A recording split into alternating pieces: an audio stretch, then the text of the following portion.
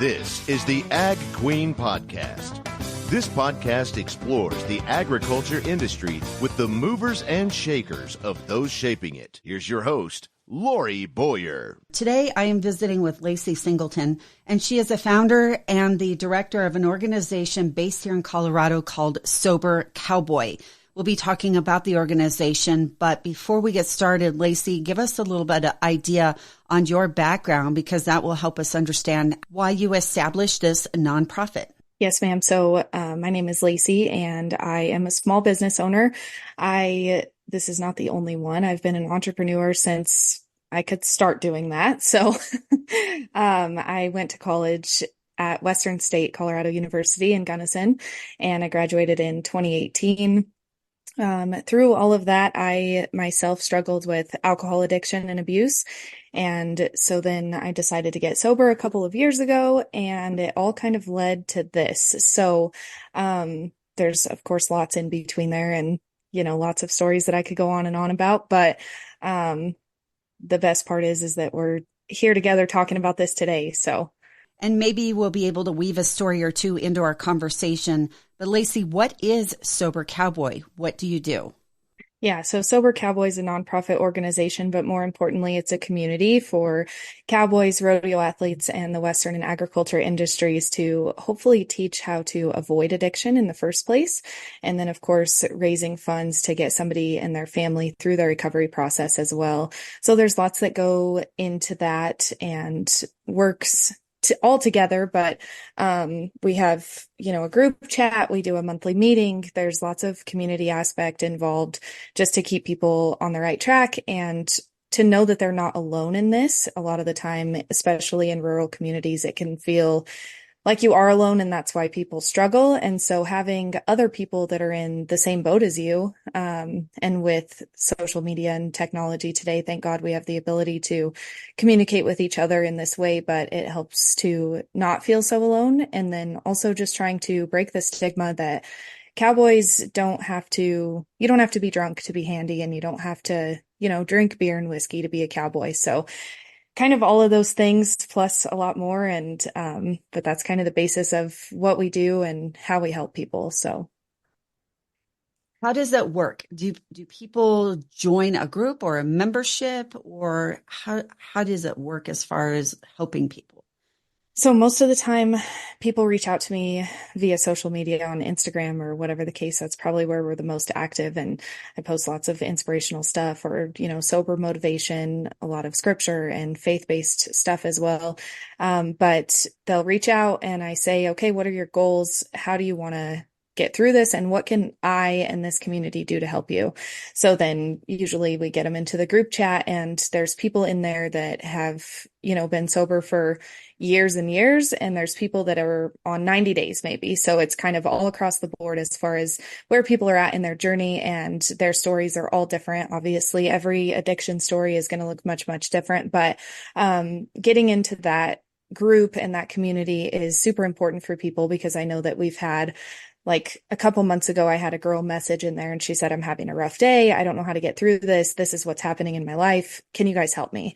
And I was actually busy. I was we had a fundraising bull riding event. And so I didn't even know where my phone was half the day, but everybody else jumped in and they brought her up and, lifted her back to where she needed to be mentally, physically, all of those things. And so having that community there is super important. And there's usually always somebody that can get back to you. It's sort of like a sponsorship situation where, like, in AA, you'll have a sponsor, but this is more of a community forum where we're all kind of each other's sponsors, and we all work together to bring others, back up to their place of where we need to be thinking as far as your sobriety and maintaining that recovery process. So that's one way that we kind of work together.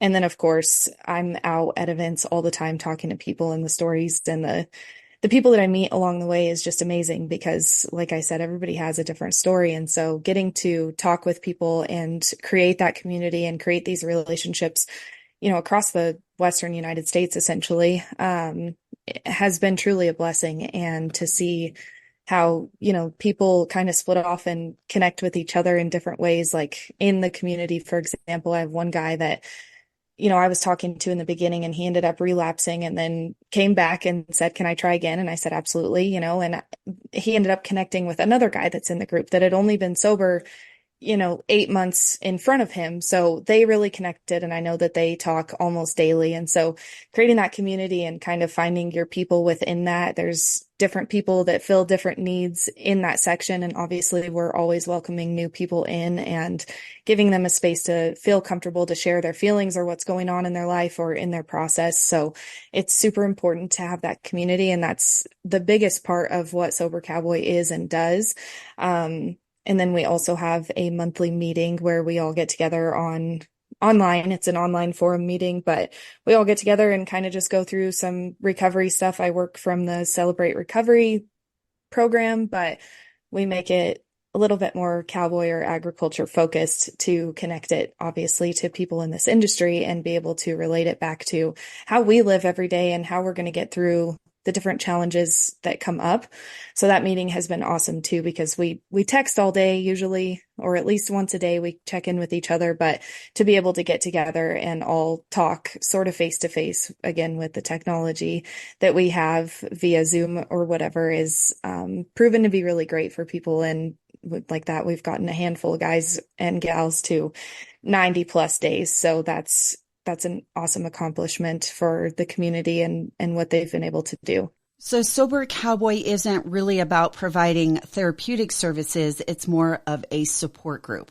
Yeah, absolutely. Obviously with the fundraising, and we just started in January, so we're getting there slowly but surely. But as we raise more funds, if, somebody comes in and they maybe need a more extensive rehab or therapy program, I hope to be able to offer that to them and say, I'll pay for the Sober Cowboy organization will pay for 60 days. But until we get there to the point where where we can all afford to get somebody through that, until then, we're kind of just working together, which honestly has worked out. And there's been times where I'm like, this one might need a little bit more extensive situation than me and this community can offer, but we usually pull through and are able to get them past whatever hurdle we're over. So it's not therapy in any means, but it's just more of a support and community of other people going through the exact same stuff. When you say you're raising money, then what are you raising money for? So it is for those situations when I have somebody come into me and maybe it's a wife or a family member or a loved one that says, "Hey, I need help getting my husband or my child or whatever the relation is through. They need to go to rehab and they need, a 30-day detox." Or maybe there's a rodeo athlete that got injured and he is taking pain pills and needs to convert to athletic therapy instead of, to get off of the pain pills or whatever the case. For me to be able to offer, like, to pay for a month of, that service, or to pay for a month of therapy, or to pay for, whatever I can do to help in that way. Even if it's just, I've thought about a gym membership because maybe they need that outlet. Because we do promote obviously healthy living all around for these people and for this community. And so whatever that looks like, I think there's going to be different tiers of like what somebody may need, and how we award that to them and offer that service to them is going to look different for each and every person, because again, they're all going to be different and their needs are going to be different. And so I just hope to someday, when that person comes along that needs maybe a little bit more extensive, that we can say, "Here you go. I'm going to offer, this much for your recovery." How do you keep the group's integrity as far as keeping it anonymous, or keeping, what goes on here stays here type thing?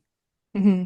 So there's a lot of trust that goes into it, because obviously I don't send out contracts or anything to these people, but there's a lot of trust, and it creates that within the group. So at the beginning of all of our meetings, I say Vegas rules apply here. What happens here stays here. And I don't record any of the meetings as far as for social media or anything like that, but it allows for people to feel comfortable. And so it's ensured that what happens either in that group or in the group chat or on the meetings is going to stay there. obviously it's going to stay within our community of people, and it's kind of understood amongst everybody because we all have shared things that are vulnerable. And so we expect that respect and trust from others as well. So it's kind of just integrity based, and it's worked out so far. As mentioned at the beginning of the interview, you are based in Colorado, in Pueblo to be specific, but you have people that join you from all over the country, if I understood correctly. Yes, I have people from North Carolina and California, all the way, of course, Texas. Got some out of Wyoming, Montana. We've got them all over the place. So you did mention some of your goals as far as fundraising and maybe helping people on a larger scale with more costlier needs, such as rehab. But what are some of your other goals for Sober Cowboy? A big goal of mine is to get NA options at rodeos and Western events, because this is kind of where the idea for Sober Cowboy was born last year at the NFR. I was practicing my sobriety then, and I'm like, gosh, there's really not any alternatives out here. And then I started thinking, and there's really not at rodeos either. So you can go to a rodeo, and then the after party, usually at the, dance or band or whatever. And they have beer and they have water, and they're both, you're going to go and pay $7 for a water. Well, with this movement going on, a lot of the beer companies are making a non-alcoholic beer option. And so a huge goal of mine for next year, and I'm going to start working on this soon, is to maybe work with these event promoters and like, hey, why can't we bring in a pallet of NAs and Sober Cowboy be there to explain that and support the people that are ordering it, so that we can still, as sober people, go out and like that, enjoy a beer and dance and not get questioned about, well, can I get you a drink? And if you didn't already figure it out, NAs mean non-alcoholic drinks. A big thank you to Lacey Singleton, founder of the nonprofit organization called Sober Cowboy. They're online at sobercowboy.org. Thanks for tuning in to this edition of the Ag Queen Podcast with your host, Lori Boyer.